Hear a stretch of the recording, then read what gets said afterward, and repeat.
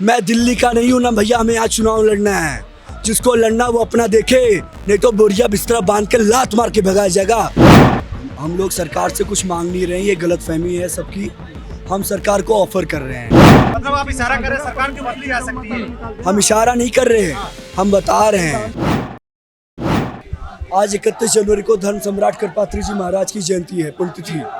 और आज का जो हमारा विषय खाली उनकी श्रद्धांजलि नहीं है, अपितु दिल्ली जो राष्ट्र की राजधानी है, वहाँ पे राजघाट पे और विभिन्न आईटीओ क्षेत्रों पे एक होंडा सिटी गैंग चल रही है, जो पिछले 10 से 12 सालों से लगातार 30-35 की संख्या में होंडा सिटी और विभिन्न कारों से आके गौवंश को रास्ते से उठा के उनकी हत्या कर देते हैं, उनको पैक करके ले जाते हैं। पुलिस प्रशासन का भी उनको पूर्ण समर्थन प्राप्त है। बारंबार हम लोगों ने ये विषय उठाया है, माननीय मुख्यमंत्री जी के समक्ष भी ये विषय रखा है। इसके पूर्व में हमने मई जून के महीने में भी ये विषय उठाया था, जब विजयनगर पे वहाँ पे 400 रुपये किलो के हिसाब से गौमांस बिक रहा था, तब भी हम ये विषय उठाए। और दिल्ली की मुख्यमंत्री इतनी कमज़ोर है कि उसके बोलने के बाद भी एक FIR दर्ज नहीं होती है, कि उसके बोलने के बाद एक FIR नहीं दर्ज हो पा रही है। तो हम किसके पास जाएं, ये हमें सरकार बताए। और दूसरा विषय, आज की यात्रा कोई कंटेंट नहीं था सोशल मीडिया का। आज की यात्रा कोई भी तरीके का पेपरबाजी, मीडियाबाजी का सब्जेक्ट नहीं था। मैं दिल्ली का नहीं हूँ ना भैया, हमें यहाँ चुनाव लड़ना है। जिसको लड़ना वो अपना देखे, नहीं तो बोरिया बिस्तरा बांध के लात मार के भगाया जाएगा। और सबसे बड़ी बात, आज तक जीवन में सिर्फ भाजपा को वोट किया हूँ, तो कांग्रेस ही ना कह दियो। दूसरी बात, अगर हमारी मांगों को न माना गया और यहाँ पे कानून सख्त न हुआ, गुजरात का मॉडल यहाँ कॉपी ना करके बनाया गया और यहाँ पे गौ टास्क फोर्स का निर्माण करके उसको महाराष्ट्र एनिमल वेलफेयर ऑफिसर की पावर ना दी गई, तो फिर साफ शब्दों में गौ हत्यारी सरकार घोषित होगी। मैं किसी पार्टी विशेष से नहीं हूँ, मैं किसी संगठन विशेष से नहीं हूँ। हमारे यहाँ जितने भाई हैं, आप सब मीडिया कर्मी थे, एक भी NGO, एक भी पार्टी का नाम दिखा कहीं पे? एक भी NGO, एक भी पार्टी का नाम दिखा? ये मेरा भाई है, इसने मुझे 4-5 महीने पहले फ़ोन करके बोला कि भैया कब तक सहें हम ये हत्या।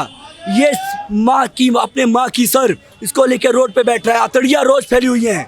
जिस मीडिया कर्मी को देखना हो, ITO क्षेत्र पे चला जाए, राजघाट चला जाए। और भाई ने एक RTI फाइल किया पुलिस वालों के समक्ष। अपने DCP जोन में बताओ कितनी एक साल में गौ हत्या हुई है। साले FIR हम दर्ज करा रहे, हरामखोर बोल रहे हैं एक भी नहीं हुई है। मतलब RTI का भी मजाक बना दिया है। पूरी दिल्ली में RTI में केवल एक ही गोवध की FIR RTI के जवाब में आई, और कितनी FIR तो हम खुद करा के बैठे हैं। मतलब ये एक बहुत संदिग्ध अपराध है। आपको क्या लगता है ये इसके अंदर में किसका हाथ होगा? ये इस तरीके का अगर RTI भी निकल रहा है, मैं कह रहा हूँ प्रशासन क्यों छुपाना चाह रहा है, क्योंकि प्रशासन कहीं ना कहीं इसमें जिम्मेवार है। क्राइम होता है, हम टैक्सेस भरते हैं, हमारे टैक्सों से उनको ट्रेनिंग मिलती है, वेपन मिलता है, यूनिफॉर्म मिलती है। This is not our duty. हम अपनी जान पे खेलते हैं रात को, वो उनकी ड्यूटी है। उसके लिए उनको पैसा मिल रहा है, सैलरी मिल रही है, उसके बाद भी गौ हत्या हो रही है, तो कौन जिम्मेवार हुआ? मैं तो नहीं कह रहा कि नरेंद्र मोदी आके तस्करों को गोली मारे, माननीय मुख्यमंत्री रेखा गुप्ता आके गोली मारे, लेकिन आप कानून तो सख्त करो। मात्र देश की राजधानी दिल्ली में 10,000 रुपये का जुर्माना। UGC जैसे कानून जो है वो लागू हो जाते हैं, उसके बाद में उसके ऊपर में जिसमें काम करना है उसमें काम करना नहीं है, और जहाँ काम करने की आवश्यकता नहीं है, बांटने की आवश्यकता है, वहाँ बांटने का प्रयास रहता है। बिल्कुल गुमराह किया जा रहा है। लेकिन हम ये 1966 का आंदोलन है, इसको पुनर्जागृत कर रहे हैं, हम इसको दबने नहीं देंगे। हैरानी का विषय है, देश की राजधानी में होंडा सिटी जैसी अनेकों गाड़ियाँ चल रही हैं, चलती सड़क से गाय का अपहरण हो जाता है। केवल यही नहीं, मेरे पास रिकॉर्ड है, हम ये वर्बली बात नहीं कर रहे, मेरे पास एविडेंस है। हमारे पास अभी रिसेंट की रजिस्टर्ड PCR कॉल्स हैं, जिसमें लोगों ने बताया कि यहाँ से वो गाड़ी गाय का अपहरण कर रही है, यहाँ से उसे गाड़ी में डाला जा रहा है। FIR तो दूर, कंप्लेंट तक रजिस्टर नहीं हुई उन पे। लेकिन गौ रक्षकों को चुन चुन के सरकार जो बंद करने का कार्य कर रही है और आवाज दबाने का कार्य कर रही है, वो सफल हो पाएंगे?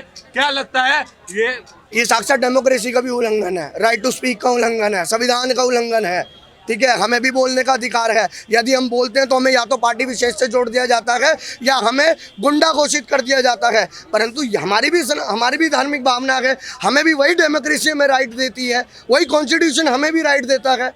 लेकिन सरकार तो इस पे कोई आवाज नहीं उठाती है। अगर कोई मुद्दा हो तो नेताएं गले फाड़ फाड़ के आके चिल्लाते हैं, चीखते हैं, लेकिन गौ हत्या पे कोई भी नेता, कोई भी पार्टी आके आवाज नहीं उठाती है, ना समर्थन करती है। आपके सभी चैनलों के माध्यम से मैं यही क्लियर करना चाहूँगा, अब हम गौ माता को ना कोई राजनीतिक टूल नहीं बनने देंगे। अब बहुत हो चुका।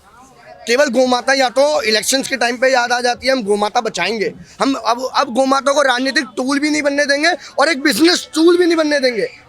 अब हैरानी का विषय हमारे लिए, पूरे भारतवर्ष के लिए दुर्भाग्य की बात है। गौ माता में करूँ, सनातन धर्म की भावना भी छोड़ो, आज बाहर के देश गौ माता के जरिए इतना पैसा कमा रहे हैं, अपने देश को आगे बढ़ा रहे हैं, अपने राष्ट्र का निर्माण कर रहे हैं। लेकिन जिस देश में गौ माता की इस प्रकार, जहाँ पे हमारी संस्कृति संस्कार गौ माता से जुड़ा है, हमारा सनातन, हमारे भगवान गौ माता से जुड़े हैं, वहाँ पे आज गौ माता की कदर नहीं है, वास्तविकता में कदर नहीं है। सरकारें गौ संवर्धन की बात कर रही हैं, गौ रक्षा की बात कर रही हैं, संवर्धन की बात करती है, वो खुद क्या उसे प्रमोट कर रही हैं, वो अपने ऊपर कितना अप्लाई कर रही हैं। 2027 के अंदर में फिर किस तरीके का माहौल आने वाला है? हम 2027 का इंतजार ही क्यों करेंगे? हमारे पास 365 दिन है, हमारे पास 1 वर्ष है, और आप हमें गोरक्षक भी मत बोलिए, हम सनातनी हैं, हम एक मिडिल क्लास फैमिली से हैं, हम नॉर्मल इंसान हैं, इनकी जनता है, इनका वोट है, और उसी वोट बैंक की ताकत अब हम बार बार दिखा रहे हैं इनको। पुनः बार बार नॉक करते रहेंगे, बार बार इनको याद दिलाते रहेंगे, क्योंकि आखिर में इनको हमारे पास ही आना पड़ेगा। लेकिन जिस सरकार की आप बात कर रहे हो, सरकार कई बार तो गौ माता के साथ दिखती है, तो फिर आपको इतने चिल्ला के अपने बात क्यों पहुंचाने पड़ रहे हैं? हमने एक पहली यात्रा निकाली थी, इससे पहले हम विधानसभा के सामने गए, कोई पब्लिक डिस्टर्बेंस भी क्रिएट नहीं करी।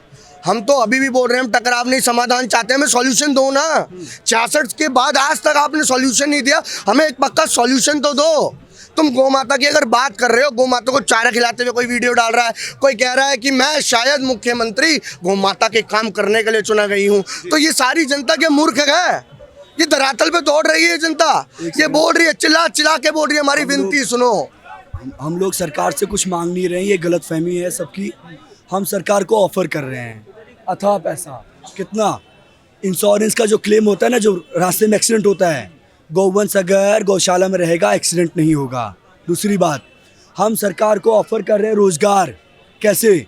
अगर उत्तर प्रदेश सरकार 400 करोड़ का एक्सपोर्ट कर सकती खाली कंडे, ये सरकार भी करे।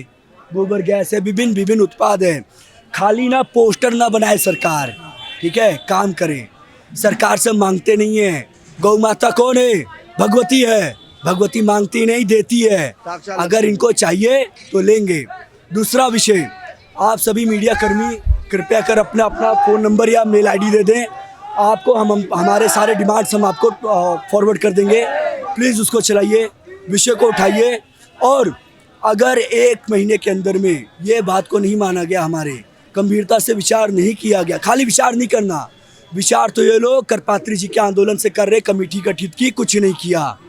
आज इनको कार्रवाई करनी पड़ेगी, नहीं तो हम सभी गौरक्षक जितनी भी संख्या है, 1 है लाख है, कोई फर्क नहीं पड़ता। मांगे पूरी नहीं होती है तो मांगे पूरी नहीं होती हैं तो 1 हो चाहे लाख हो, हम बैठेंगे। जब हमारे भावनाओं का, हमारे जीवन का, हमारे शब्दों का महत्व नहीं, तो फिर हमारे जीने का कोई अर्थ नहीं। दूसरी बात, कोई धार्मिक विषय नहीं है। मिर्ज़ापुर का एक केस है, व्यक्ति का नाम गुजरात का था, मिर्ज़ापुर वर्सेस समथिंग, वो सुप्रीम कोर्ट ने बोला है गाय को रिलीजियस नहीं, कॉन्स्टिट्यूशनल एनिमल घोषित बना दिया है। दूसरी बात, संविधान का ढिंडोरा पीटते हो ना सब लोग। संविधान में आर्टिकल 48 में साफ गौ माता के लिए बोला गया है, और कहाँ बताऊं भाई, हमारी तो धार्मिक भावना ना होती, किसी का कार्टून बना दिया तो सारी, मतलब क्या गाली दूं मैं, वो हो जाती है। संविधान के बारे में बात करोगे, हो सकता है कि संविधान ही वो बदल दिया जाए, तब क्या करेंगे? लगातार बदल रहे हैं। देखिए, वो संविधान बदलना नहीं बदलना उनके हाथ में है, लेकिन उनको बदलना ना हमारी उंगली का काम है। वो हाथ से बदलेंगे, हम उंगली से बदलेंगे। मतलब आप इशारा कर रहे हैं सरकार की बदली जा सकती है? हम इशारा नहीं कर रहे हैं, हम बता रहे हैं सरकार आपकी माँ से बड़ा सरकार है। आपकी माँ जिसने आपको जन्म दिया, उससे बड़ी आपकी सरकार है। उससे बड़ा ना मैं हूँ, ना आप है, ना आपका धंधा है। तो ये सरकार कौन है? देखिए, गौरक्षा सरकार का काम नहीं है, पहली बात जान ले। गौरक्षा समस्त सनातनी, समस्त भारतीय का दायित्व है। फैज़ खान जैसा मुसलमान भी सनातनी मुसलमान बन सकता है, गौ भक्त हो सकता है। फैज़ खान जिस दिन आएगा मेरे सामने, मुझसे आयु बड़ा, मैं उसके पैर भी छूँगा। मैं क्षत्रिय हूँ, हिंदू हूँ, सनातनी हूँ, गौपुत्र हूँ, मैं उसके पैर छूँगा। ये ब्राह्मण है, अगर बांट रहे ना यूजीसी के नाम पे, ये ब्राह्मण है, ये भी फैज खान को गले लगाएगा, पैर छुएगा।